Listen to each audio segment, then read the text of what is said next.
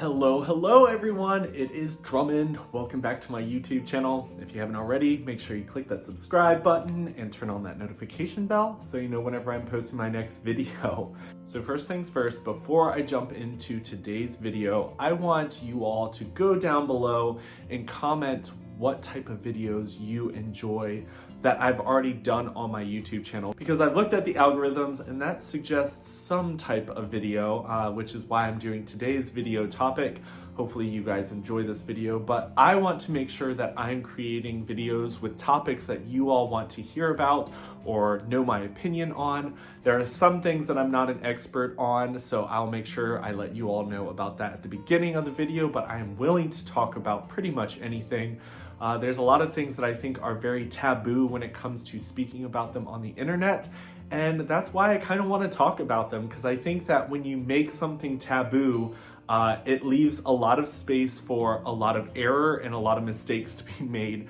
And I want to make sure that we're talking about those things so that we can prevent the things that we can prevent, while also making some things that shouldn't be so awkward to talk about less awkward to talk about.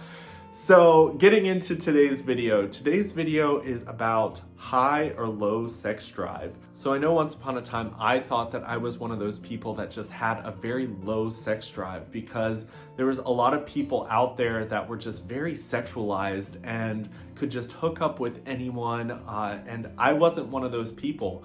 And it wasn't until I kind of started talking about this to other people that I realized that I'm just not one of those people that am sexually driven when it comes to having sex with someone. I am one of those people that have to connect emotionally with someone first before that connection can kind of form for me.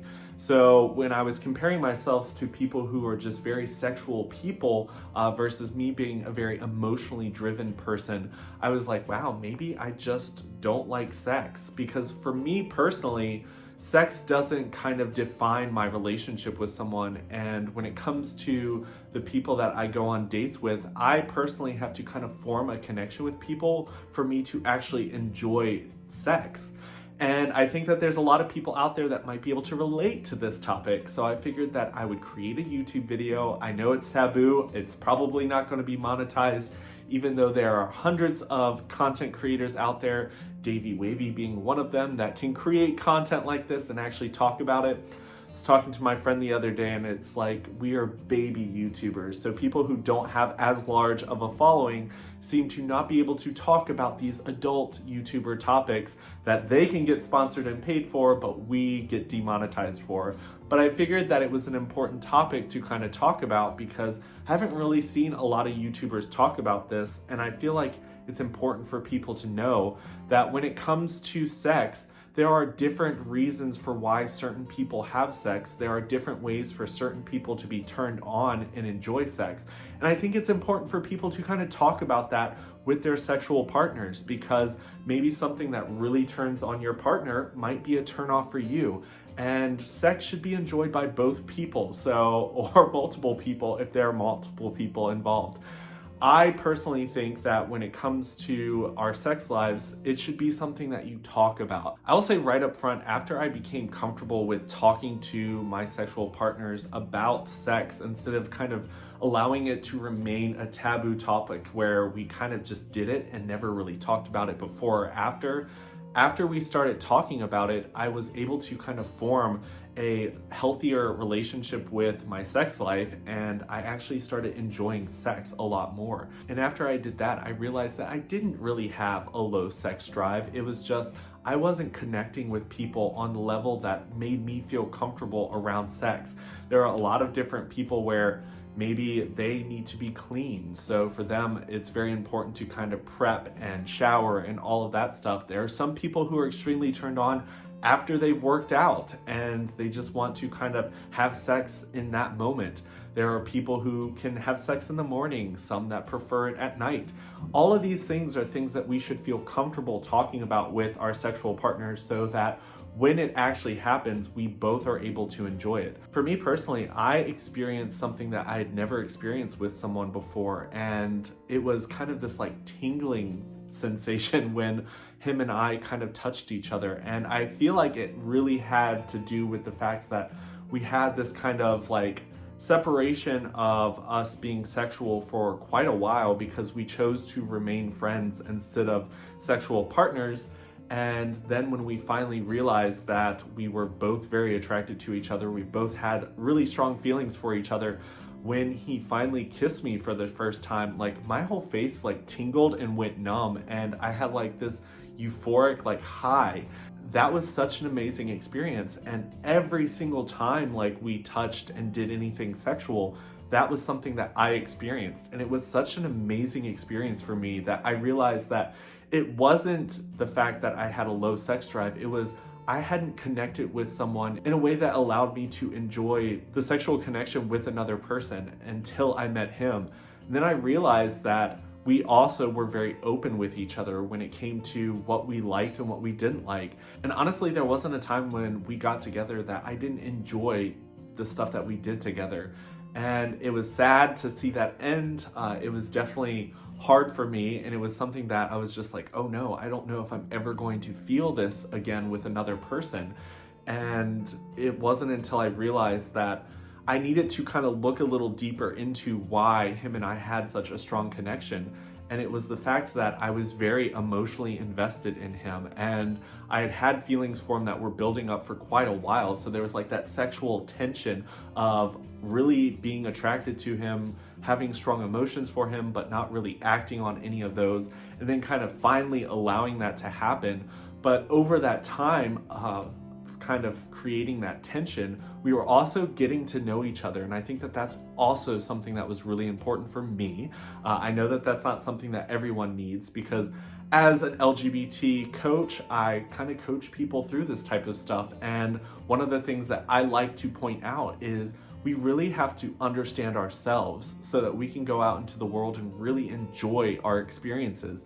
And if you know yourself and you know that you're the type of person that attaches to someone emotionally and that's how you enjoy sex, then that's perfectly okay. If you're one of those people that it's more of a spur of the moment type of thing, and that kind of gives you like that high and that amazing feeling of connection with someone, that is perfectly okay as well. I think that there are so many different ways to be turned on and sexually attracted to someone, and it's really important for you to realize those things early on so that you can enjoy more experiences instead of kind of allowing it to happen and not really enjoying it. There have been people that I have dated, and when we had sex, there was just no connection there. And I was like, you know what? Like, I really do like this person, but for me personally, I would be okay with never having sex because I wasn't enjoying it. And I'm not the type of person to do something like that if I'm not invested, if I'm not emotionally connected to that moment.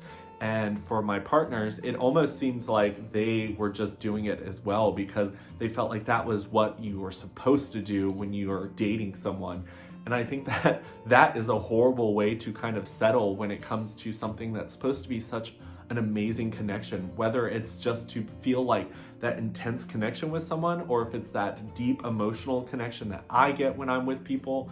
I think that it's just really important for each and every single one of us to just know the reasons and know why we enjoy the things that we enjoy in life. Another thing that I wanted to touch on in this video was the fact that there's a lot of shaming in all of the communities when it comes around talking about sex. And I think that that can really do a lot of harm. One, because if we make sex such a taboo topic, one, we're going to be having sex that we don't enjoy. Two, people might be having sex where it's not safe because maybe someone's too embarrassed to say, hey, I haven't been tested, or hey, I've been tested and I tested positive for this. And some people are too embarrassed to say, hey, I think that I want to grab a condom before we do this. And there are so many things that shame kind of creates. And I think that it's really important for us to realize that we have to remove the shame from having sex and the shame of sex in general, because until we can do that, we're going to keep running into a lot of things that we could have prevented if we had just removed that shame and that taboo around talking about this topic. And on another note, I honestly believe that because the LGBT community is such a sexualized community, because the whole idea of being gay or being lesbian or bisexual, all of those titles kind of refer to our sexual orientation. And because of that, and also because of the fact that sex is is such a taboo topic to talk about, the LGBT community also becomes a very taboo topic to talk about. Because when we talk about talking about these topics around our youth, a lot of times people think about the very sexualized topic of LGBTQIA+. But when it comes to the relationships that people form, it's not always about sex. It's not always very sexualized. And honestly, our sexual preferences are just such a small part of what makes us who we are as people. When you think about heterosexual couples, you don't think about, oh, I wonder what they're doing in bed. But it seems to be the first thing that people think about when they think of anyone in the LGBT community. So I think it's so important for us to really focus on making the topic of sex less taboo. There are countries out there that kind of celebrate it and celebrate nudity, whereas here in the United States and other parts of the world, there is a lot of shame around nudity. There's a lot of shame around sexualizing our bodies. And I think that shame kind of creates a barrier between the LGBT community and the rest of the world when it comes to gaining acceptance and being able to help people understand. Because when people are scared to talk about sex, which there are tons and tons of heterosexual people out there who are scared to talk about sex because maybe their religion kind of makes it taboo. Maybe it's because society as a whole makes it a taboo topic. But at the end of the day, making sex taboo is hurting the LGBT community because our community has been so sexualized that people can't even think of our community without thinking about sex on top of it. And as long as those two topics are kind of sitting next to each other, which, I mean, our sexual preferences are kind of how we are labeled as a community, so it's really hard to kind of separate those two things. I think that it's really important that we get to the point where talking about sexual orientation and sexualized content and adult film industry and all of that stuff is in a space where we can kind of talk about it in a non-judgmental way, because at the end of the day, sex and the LGBT community will always kind of be tied in with each other because our sexual orientation is kind of what brings us together as a community. And as long as we kind of make one taboo, the other will remain in that same category as well. So just something to think about. Hopefully you guys are enjoying my videos this month. I'm definitely enjoying creating them for you. Like always, feel free to leave some comments in the comment section below. I love hearing from you all. And don't forget to check out my other social medias. I've got some really fun positive talks coming up this coming week, and I'm super excited for you all to see those. And I will talk to you tomorrow. Bye.